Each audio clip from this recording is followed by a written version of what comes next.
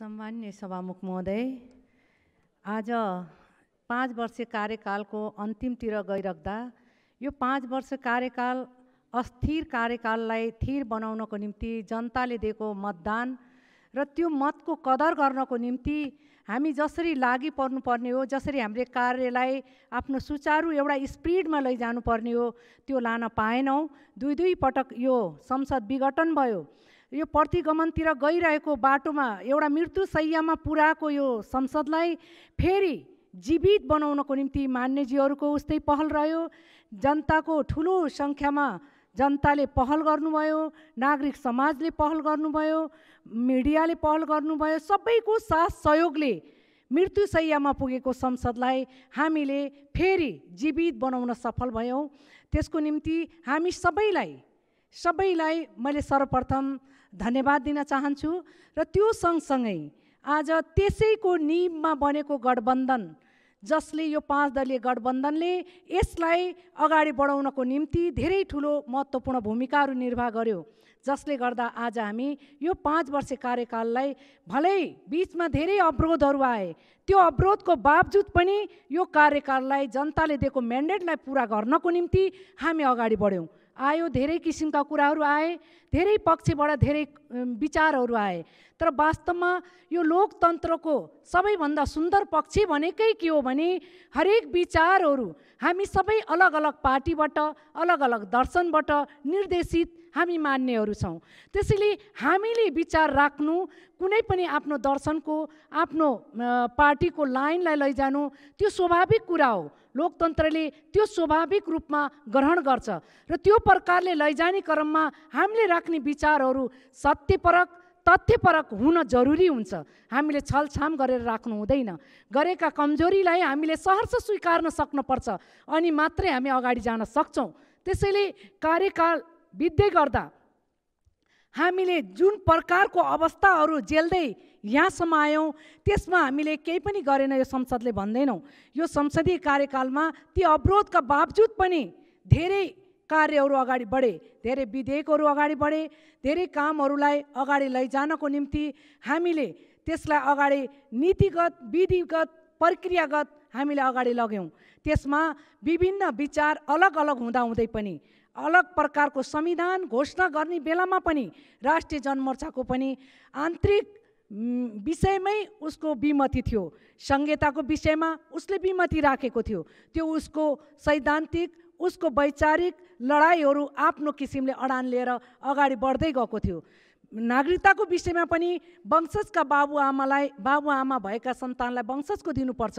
नेपाली नागरिकका सन्तानहरूलाई जुन 2टा विधि छ, त्यो 2टा विधि वंशजको प्रक्रियाबाट आउने विधि हो कि अङ्गीकृत प्रक्रियाबाट आउनुपर्ने हो, त्यो विधि अनुसार त्यो नेपालीका सन्तानहरूलाई पनि नागरिकता प्राप्त गर्न त्यो अधिकार दिनुपर्छ। तर विधि प्रक्रिया त्यसरी नै अपनाउनुपर्छ।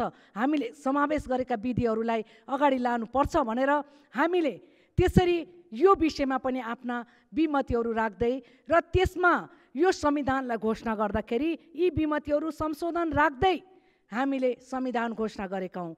संविधानमा यी त्रुटिहरू छन् भनेर सबैले आफ्नो आफ्नो कोणबाट, आफ्नो आफ्नो तवरबाट त्यो त्रुटिहरू छन् भनेर राख्न पाउने अधिकार हामी सबैलाई छ र हामीले त्यही प्रकारले राखेका छौँ।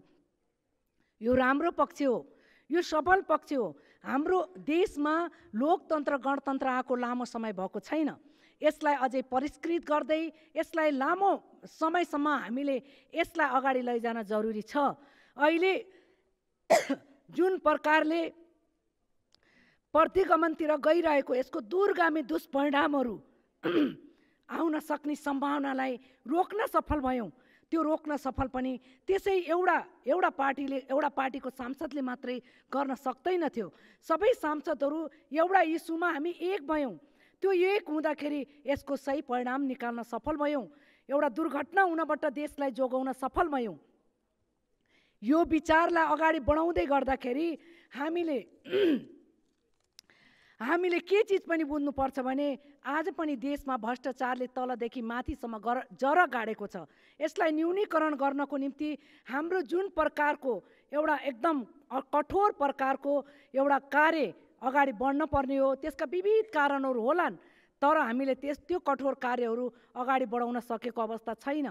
ती चिजहरूको बावजुद पनि हामीले जे कामहरू गरेका छौँ, समग्र रूपमा यसलाई हामीले अगाडि लैजाने जुन कोसिसहरू गरेका छौँ, यसलाई न्यूनीकरण गर्नको निम्ति जुन कोसिसहरू गरेका छौँ, त्यो कोसिस सही छ, तर त्यतिले पुग्दैन थियो। तर हाम्रा थुप्रै बाधा अडचनहरू थिए। ती बाधा अडचनको बावजुद पनि हामीले यसलाई अगाडि लैजाने कुराहरू गऱ्यौँ। यो पक्षहरूलाई अगाडि बढाउँदै गर्दा हामीले के चिजमा पनि हामीले प्रतिगमनलाई प्रस्त गरेर अगाडि आउने जुन अठोटका साथ अगाडि बढ्यौँ, यो संसदीय प्रणाली अन्तर्गत यो संसदमा ठुलो सफल कार्य पनि हो। त्यो सफल कार्य हो र हामीले यी चिजहरूलाई, जुन चिज संविधानमा छैन, जसलाई दुरुपयोग गर्ने किसिमले, प्रतिगमनकारी किसिमले उपयोग गर्न कसैले खोज्छ भने त्यसलाई खबरदारी गर्ने किसिमको हाम्रो अठोट सही थियो र त्यसलाई हामीले प्रास्त गर्न पनि सफल भयौँ। तर हामीले जान्नुपर्ने जरुरी के पनि छ भनेदेखि हामीले धेरै कामहरू गर्नुपर्ने जरुरी थियो। जनताका जल्दा बल्दा समस्याहरूलाई हामीले सही किसिमले सही समयमा अगाडि लान पनि सकेनौँ। त्यो बिचको पिरियड हामीले पुनर्स्थापना संसदलाई गरेपछि पनि संसद अवरोधमा रहिरह्यो। अवरोधमा 9 महिनासम्म संसद अवरोधमा रह्यो, जसले गर्दाखेरि हामीले सुचारू रूपले कार्यहरू अगाडि बढाउन सकेनौँ।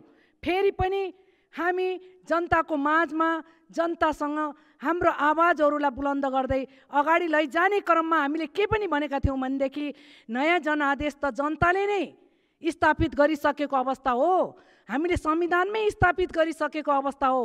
5 वर्ष कार्यकाल पुग्दा बित्तिकै नयाँ जनादेशमा जानुको विकल्पै थिएन। त्यसैले त हामी जाँदैछौँ।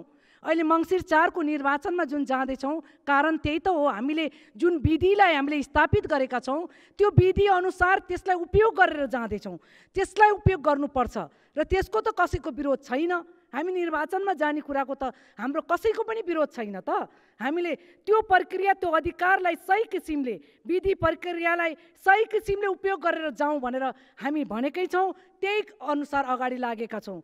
त्यही प्रक्रिया अन्तर्गत हामी अगाडि जाने क्रममा हामीले देखिरहेका छौँ धेरै किसिमका अहिले भ्रष्टाचारले जुन प्रकारको तलबाट माथिसम्म जरा गाडिरहेको छ, यसलाई तोड्नको निम्ति, यो जाललाई तोड्नको निम्ति सानो सकसले पुग्दैन। त्यसैले यसलाई एकदम प्रक्रिया र विधिमै ढालेर यसलाई न्यूनीकरण गरेर जान जरुरी छ।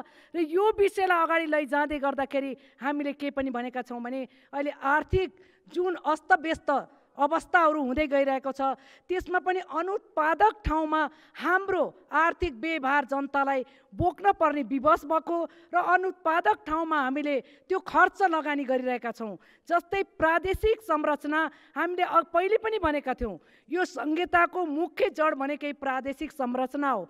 त्यो प्रादेशिक संरचना भनेको जनताले जहिले पनि के चाहे भने यो देशमा जनताले, सरकारले अधिकार दियोस्, त्यो अधिकार तलसम्म आओस्, स्थानीय तहसम्म आओस्, त्यो अधिकारको सही किसिमले उपयोग गर्न पाइयोस् भनेर जनताले भने। अब डाइरेक्ट तपाईँले विकासको गति दिनको निम्ति घुमाउरो किसिमले दिने, आखिरी दिने त स्थानीय तहलाई नै हो।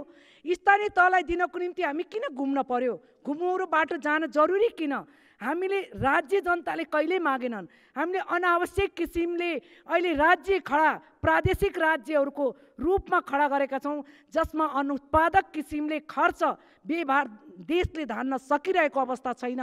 त्यसैले हाम्रो राष्ट्रिय जनमोर्चाले सुरुदेखि नै संहिता देशको निम्ति अभिशाप नै हुन्छ र त्यसलाई खारेज गरेर जानुपर्छ भनेर, यो प्रादेशिक संरचनालाई खारेज गरेर जानुपर्छ भनेर लगातार राख्दै आयो। त्यो अडान अहिले पनि छ र त्यही रूपले अगाडि बढिरहेको अवस्थामा हामीले ल्याएको विधि कति सही कति गलत भनेर मूल्याङ्कन गर्ने क्रममा हेर्दाखेरि, हामीले मूल्याङ्कन गरेर जाँदाखेरि हेर्दाखेरि वास्तवमै व्यावहारिक रूपमा यो प्रादेशिक संरचना एकदम जनताको निम्ति व्यवहारको एउटा अखडा बनेको छ।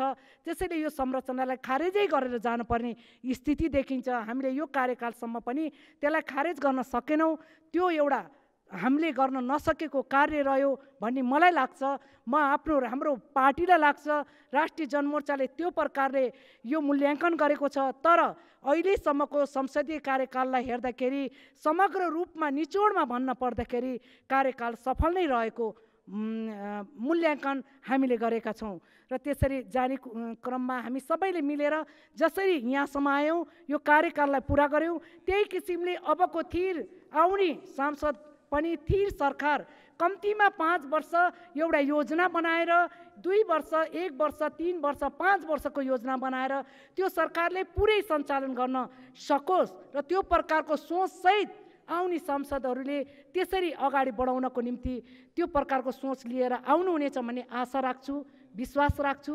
त्यो सँगसँगै आउन लागेको दसैँ तिहार र छठ पर्वको सम्पूर्ण मान्यज्यू नेपाली जनता देश विदेशमा रहेका सम्पूर्ण दाजुभाइ दिदीबहिनीहरूमा हार्दिक शुभकामना राष्ट्रिय जनमोर्चाको तर्फबाट र स्वयं मेरो व्यक्तिगत तर्फबाट हार्दिक शुभकामना व्यक्त गर्दै मेरो भनाइहरू यहीँ अन्त गर्न चाहन्छु। धन्यवाद। सत्य, तथ्य, निष्पक्ष अनि खोजमूलक समाचारको साथमा एभरेस्ट न्यूज।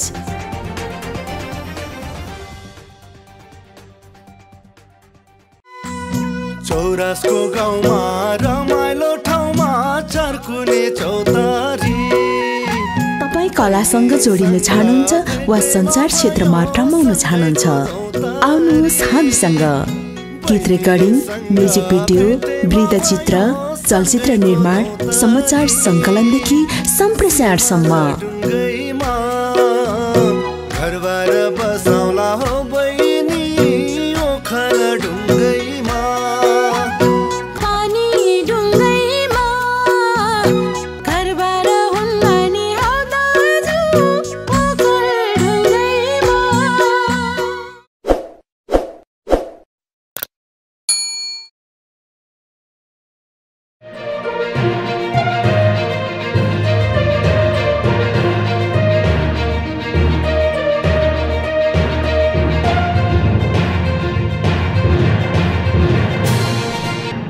तपाईँ हेर्दै हुनुहुन्छ एभरेस्ट न्यूज।